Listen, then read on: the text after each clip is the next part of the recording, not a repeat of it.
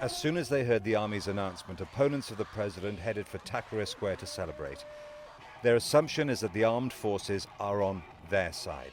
And if the president doesn't agree to early elections within 48 hours, the generals will make him. It might not be that simple. The statement by the Minister of Defense was worded carefully. The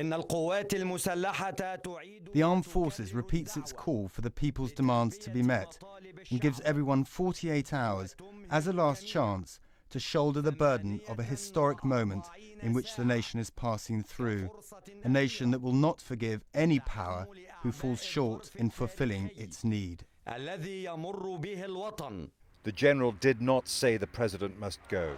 The army, which has troops in strategic positions across Cairo, is saying that the government and the opposition have 48 hours to agree a way forward, or it will intervene with its own plan. The statement came after a violent night. The headquarters of the Muslim Brotherhood were attacked, and after deaths and injuries on both sides, the building was burnt out and ransacked. There are real fears of a slide into much more serious violence, even a collapse of the state. Local people carried away their trophies. One of the biggest grievances Egyptians have is that President Morsi has governed for the Muslim Brotherhood and not for the country. I think that today the Egyptians took their revenge because they deserve Muslim Brotherhood. They don't care about anything except themselves, and we all feel optimistic about this moment.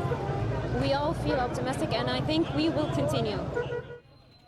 The Brotherhood's building was the symbol of its rise from being a banned organization under the old regime to power in the new Egypt. This was an easy target. Forcing the resignation of a president who was elected in a vote that was welcomed across Egypt and around the world is going to be much harder. That electoral victory allows President Morsi's people to argue that if Egypt is to call itself a democracy, he cannot be removed by street protests and arson.